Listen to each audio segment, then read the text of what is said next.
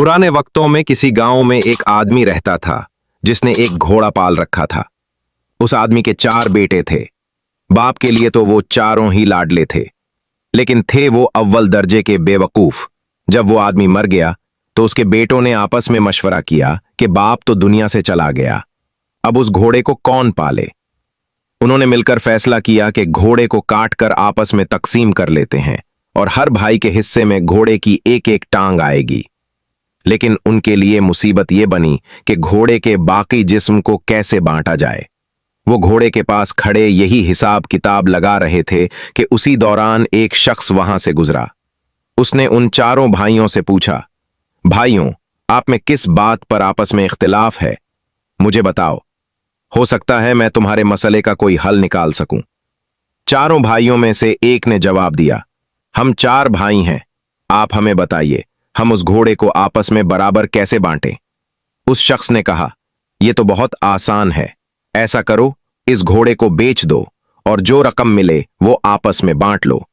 चारों भाई उस बात पर राजी हो गए और घोड़े को बेचने के लिए शहर की तरफ रवाना हुए। सफर के दौरान वो जंगल से गुजरे तो वहीं उन्हें रात हो गई। चारों भाई दिन भर के थके हुए थे। वहीं जैसे ही लेटे उन्हें नींद आ गई।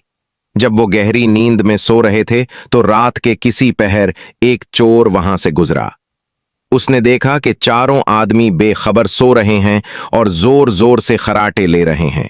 चोर आहिस्ता से घोड़े की तरफ बढ़ा, घोड़े की रस्सी खोली और आहिस्ता से घोड़े को भगाकर वहां से चला गया। थोड़ी देर बाद एक भाई की आंख खुली तो उसने देखा कि घोड़ा वहां से गायब है। फौरन उसने दूसरे भाइयों को भी जगाया और बताया कि हमारा घोड़ा चोरी हो गया है। एक भाई ने अंगड़ाई लेते हुए कहा, सो जाओ, रमजान खान ले गया होगा, सुबह देख लेंगे। सुबह जब चारों भाइयों की आंख खुली तो वो रमजान खान को ढूंढने निकल पड़े। रास्ते में उन्होंने एक ऊंट के पांव के निशान देखे। ये देखो ऊंट के पांव के निशान। दूसरे ने कहा, भाई ये किसी नर ऊंट के पांव के निशान हैं।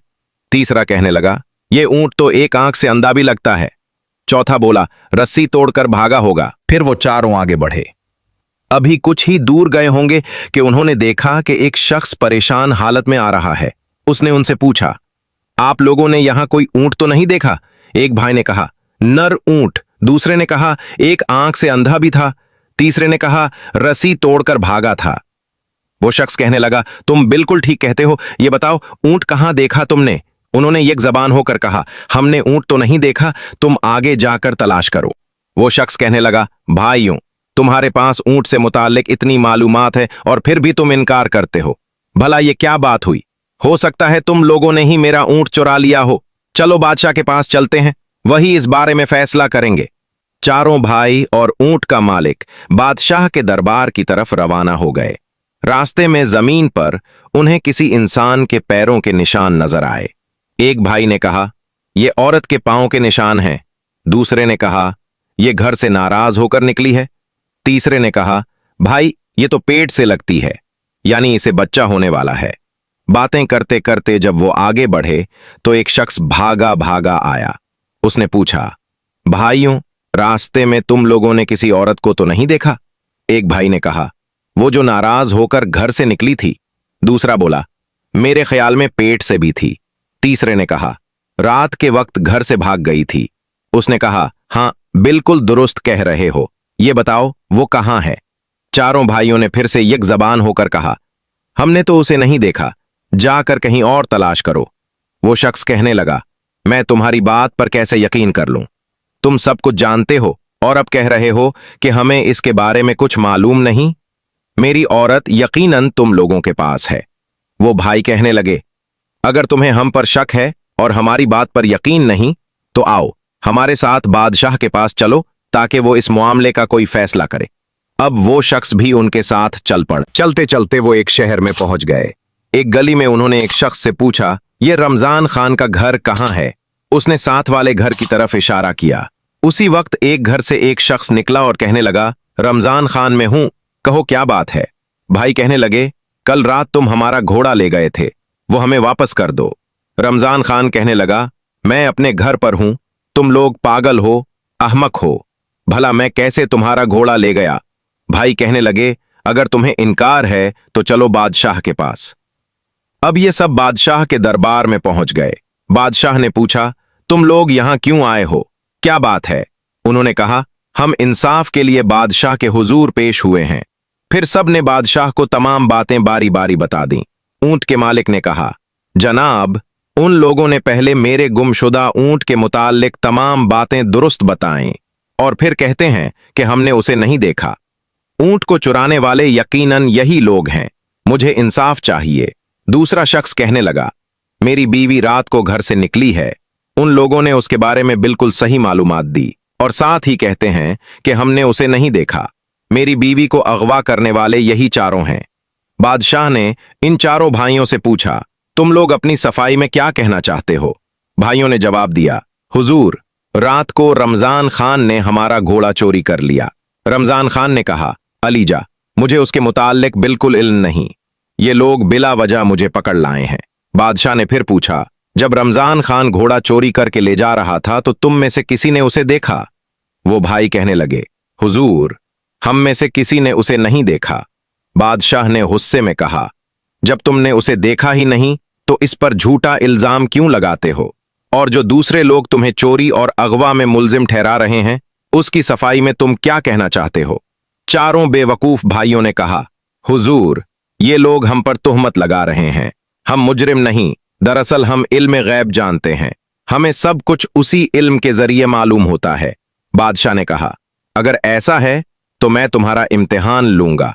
अगर तुमने सही तौर पर बता दिया तो मैं मान लूंगा कि तुम वाकई इल्म गैब रखते हो। बादशाह ने एक अनार मंगवाया और उसे संदूक में रखकर पूछा, बताओ इसके अंदर क्या है? चारों भाई एक दूसरे का मुंह देखने लगे। बड़ा भाई बोला, कोई गोल गोल सी चीज है। दूसरा भाई बोला, इसके सर पर कोई छोटा ताज भी है। चौथे ने कहा, क्यों नहीं कहते कि संदूक में अनार है? बादशाह को यकीन हो गया कि ये भाई सच्चे हैं और इल्म गैब रखते हैं। इसने रमजान खान से कहा, इनका घोड़ा वापस करो या उसकी कीमत अदा करो, और बाकी लोगों से कहा, जाओ तुम अपना ऊंट और बीवी खुद तलाश करो। भाइयों ने रमजान खान से घोड़े की कीमत वसूल की और शहर के बाजार से भीड़ बकरियां खरीद लीं। वो निहायत फख्र के साथ अपने गांव की तरफ वापस रवाना हुए। रास्ते में एक घना जंगल आया, जहां दरख्तों का साया और ठंडी हवा उन्हें नींद की तरफ खींचने लगी। वो सब थके हुए थे, इसलिए एक बड़े दरख्त के नीचे लेटकर सो गए। कुछ देर बाद एक भाई की आंख खुली तो उसने चूंक कर देखा कि बकरी का एक बच्चा दरख्त पर चढ़ा हुआ है और भेड़ें अपने मुंह हलाती हुई एक दूसरे के साथ जैसे मशवरा कर रही हों। वो फौरन अपने भाइयों को जगाने लगा और घबरा कर बोला, उठो उठो, बकरियां डंडे तोड़ रही हैं और भेड़ें हमें मारने का मंसूबा बना रही हैं। बाकी भाई हड़बड़ाकर उठ बैठे और बगैर कुछ सोचे समझे वहां से भाग निकले। वो भेड़ बकरियां वहीं छोड़ गए। दौड़ते दौड़ते एक भेड़ पीछे पीछे आने लगी। एक भाई ने पीछे मुड़कर देखा, पत्थर उठाया और उस पर दे मारा। एक को तो मार दिया, बाकी बचाओ अपनी जान। फिर वो काफी दूर जाकर रुके। जब उनकी सांसें बहाल हुईं तो एक ने कहा, जरा गिनती करो, हम सब हैं भी या नहीं? एक भाई ने गिनती शुरू की, 1 2 3। अरे, चौथा कहां गया? वो हर बार दूसरे 3 भाइयों को गिनते और खुद को भूल जाते। बारी बारी सबने गिनती की और सबको यही लगा कि उनका एक भाई गुम हो गया है। इतने में एक घड़सवार वहां से गुजर रहा था। इसने उनकी बातें सुने, मुस्कुराया और कहा, अगर मैं तुम्हारी गिनती मुकम्मल कर दूं तो मुझे क्या इनाम मिलेगा? भाइयों ने जवाब दिया, हम तुम्हारे गुलाम बन जाएंगे। घड़सवार ने एक एक का हाथ पकड़कर गिनती की, 1 2 3 4। भाई हैरान रह गए और खुश होकर बोले, वाह, वाकई तुम अक्लमंद हो, हम अब तुम्हारे गुलाम हैं। घड़सवार उन्हें अपने घर ले आया और सबको अलग अलग काम सौंप दिए। एक को कहा, तुम मेरी मां की खिदमत करो, ख्याल रखना इस पर मक्खी भी न बैठे। दूसरे को हुक्म दिया कि बैलों को खिलाओ। तीसरे को फसल की कटाई का काम दिया और चौथे को भेड़ बकरियों की निगरानी सौंपी। जिस भाई को मां की खिदमत दी गई थी वो मक्खी उड़ाने के लिए एक डंडा लेकर बैठ गया। जोन्ही मां पर मक्खी आती वो जोर से डंडा मारता। बढ़िया दर्द से कराहती रही, मगर वो भाई मुतमईन बैठा रहा।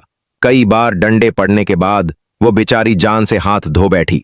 जब वो बिल्कुल खामोश हो गई तो भाई ने सोचा वो सो रही है और उस पर चादर डालकर एक तरफ जा बैठा।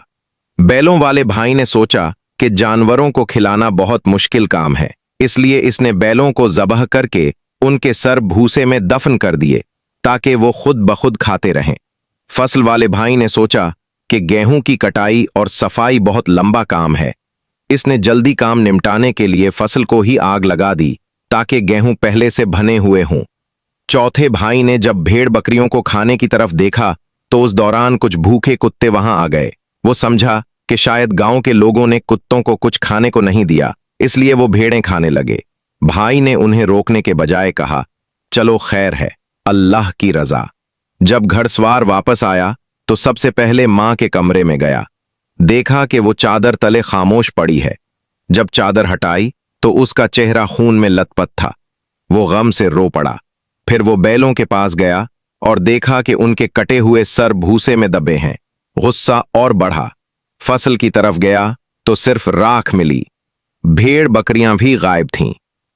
चारों भाइयों की बेवकूफियां देखकर वो सर पकड़कर बैठ गया, मगर फिर दिल पर काबू पाया और कहा, खैर तुम लोग हो ही नादान, माफ करता। उसने उन्हें हुक्म दिया, जाओ कब्रिस्तान और एक ऐसी कब्र खोदो जो कान के बराबर गहरी हो। कब्रिस्तान रवाना हुए और वहां पहुंचकर एक ने बिलचा मारा। दूसरे भाई ने अपना कान वहां रख दिया और कहने लगा, यह कब्र तो कान से बड़ी हो गई है। उन्होंने सोचा कि घड़सवार पहले ही उनसे नाराज है और अगर कब्र बड़ी बन गई तो वो और भी ज्यादा बिगड़ जाएगा। चुनांचे उन्होंने कब्र को वहीं छोड़ा और ये सोचकर घर वापस आ गए कि कब्र बन चुकी है। घड़सवार हैरान हुआ कि ये लोग इतनी जल्दी वापस कैसे आ गए। उसने पूछा, क्या तुमने कब्र खुद खोदी है या वैसे ही वापस आ गए हो? वो भाई कहने लगे, जनाब ये कोई मुश्किल काम नहीं था, हम तो कब्र खुद खोद भी आए हैं। घड़सवार ने कहा, उस काम में तो काफी वक्त लगता है, मालूम नहीं तुम लोगों ने इतनी जल्दी कब्र कैसे खोदी। चलो मेरे साथ, मुझे दिखाओ। जब वो सब दोबारा कब्रिस्तान पहुंचे तो कब्र तलाश करने लगे, मगर वो कहीं नजर न आई। तलाश करते करते काफी वक्त लग गया।